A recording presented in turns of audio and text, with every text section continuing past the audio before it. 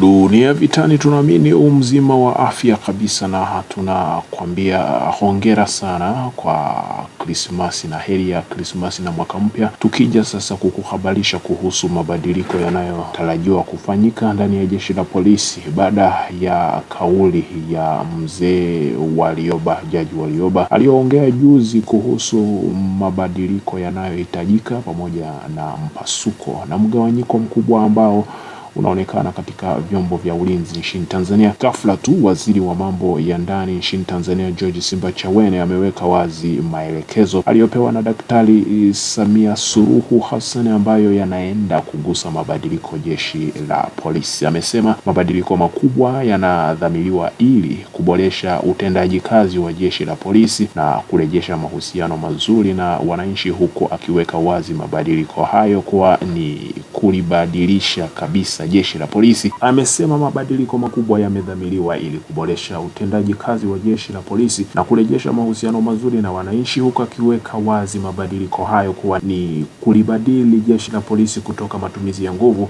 na kuwa jeshi la kutoa huduma na urekebishaji wa sheria katika suala la ukamataji wa watuhumiwa pamoja na wanaotuhumiwa kwa makosa mbalimbali. Simbachawene amesema hayo yote wakati wa mahojiano maalum na waandishi wa habari hivi karibuni, ambapo pia ameahidi kuyafanyia kazi maoni ya tume ya kuboresha taasisi za haki jinai nchini humo iliyoongozwa na mwenyekiti Jaji Mohamed Chande, iliyoundwa na Rais Daktari Samia Suluhu Hassan mnamo Januari mwaka 2023. Alisema hivi ninavyofanya, wapo watu wanafikiri ninafanya mimi tu kwa matakwa yangu. Hapana, ninafanya haya nimeelekezwa na Mheshimiwa Rais nifanye nini, kwamba lazima uhakikishe mahusiano kati ya polisi na wananchi yanakuwa mazuri, kwamba wananchi wawapende polisi. Leo hii hata polisi akipata shida wananchi wanashangilia, nadhani sio sawa, maana polisi inatoa huduma kwa wananchi, lazima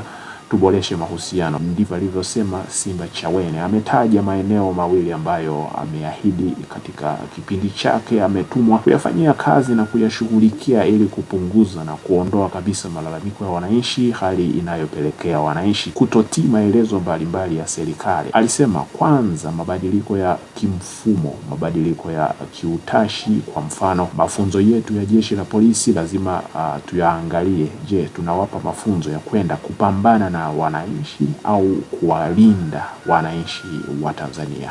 Wenzetu wale wa tume ya haki jinai iliyoundwa na Mheshimiwa Rais Samia Suluhu Hassan wametoa mawazo mazuri sana, na Rais ameagiza tuyasimamie maoni yao. Ninataka na uongozi wa juu wa jeshi la polisi, tume ya haki jinai, wanasema tusiwe na police force bali tuwe na police service. Ndivyo Simbachawene alivyosema. Hata hivyo amesema hatima ya nchi ya Tanzania iko mikononi mwa Watanzania. Iwe una rafiki yako yuko nje ya Tanzania, uwe unampenda vipi au amekusaidia vipi, lakini huku Tanzania ndio wako ndugu zako, watoto wako, Watanzania wenzako. Sasa lazima ujue kwamba ipo siku nitahitaji utulivu Tanzania, na endapo amani itatoweka kama nchi za wenzetu, je, wewe utakapokuwa umekaa peke yako, moja ya majuto utakayoyajuta ni kama hukutoa mchango wa kurekebisha hali ikae vizuri, na kumbukumbu katika kurekebisha vizuri, sio kutia utambi ili watu waelewe unachokisema. Hivyo ndivyo sasa ilivyo hali hii, na maana Jaji Warioba alisema kwamba kuna mtikisiko mkubwa sana kwa sababu watu hawapendi kusema ukweli siku hizi, na akasema kwamba jeshi la polisi limegawanyika, kitu ambacho ni hatari sana kwa usalama wa wananchi na kwa mali za wananchi kwa ujumla. Ndo hayo sasa Dunia Vitani tunakuja tukikueleza mengi. Kuna wananchi walikamatwa na polisi pale pale Kisutu, wakawekwa kwenye magari, wakachukuliwa na polisi. Mambo ya kawaida, ungetegemea wanapelekwa kwenye police station. Hawakupelekwa kwenye police station. Baadaye wamekuja kutoa maelezo. Wamezungushwa sehemu mbalimbali, wengine wamekwenda kutupwa kwenye msitu sijui wapi, Mabwepande.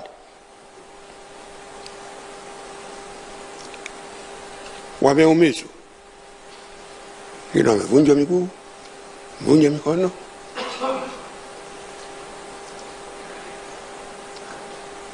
Polisi, yani pamoja na yote yale kwamba imeonekana wanatia watu kwenye magari and so on, wanawachukua, wanasema hakukamata watu, hakukamata watu,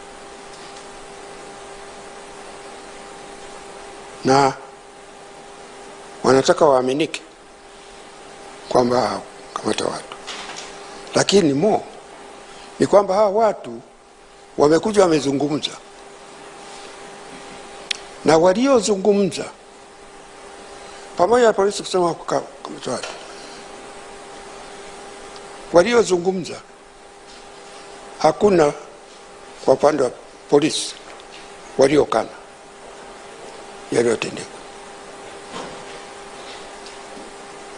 Polisi wanasema walikamata wawili tu, walikamata wawili viongozi wa Chadema. Maana mimi sijui wanatumia sheria gani kwamba hawa walikuwa njiani kwenda mahakamani, Heche na Mnyika. Heche amekamatwa Saranda Bridge, kuna police station pale Saranda Bridge, amekamatwa pale saa 2 oso asubuhi, hakuonekana siku nzima.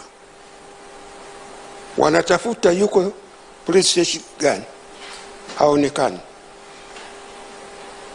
Yeye mwenyewe anatoka, niliona kwenye press conference yao ile, ameeleza kwamba alichukuliwa, wakazunguka, kaenda Ununio, Mbweni, wapi, yuko kwenye gari tinted, hapati maji, hapati chakula, wanazunguka siku nzima. Mwisho anakwenda Oysterbay Police Station, na huko hateremshi, yuko kwenye gari. Baadaye wanasema mrudishe nyumbani kwa maelezo yake. Anasema anaelekea huko, anaona anapita sehemu, mpaka tena wamekwenda Mbweni. Mbweni ndio sijui wasaidizi wake wameweza kukimbia, kazi polisi wamerudi mpaka Kunduchi, kituo kidogo cha polisi, ndio anamwambia aenda atoe maelezo. Aliyosema yeye akasema yeye atoe maelezo, basi wakasema tunachukua particulars, wakamwachia. Ametoa maelezo haya, polisi hawajaakana.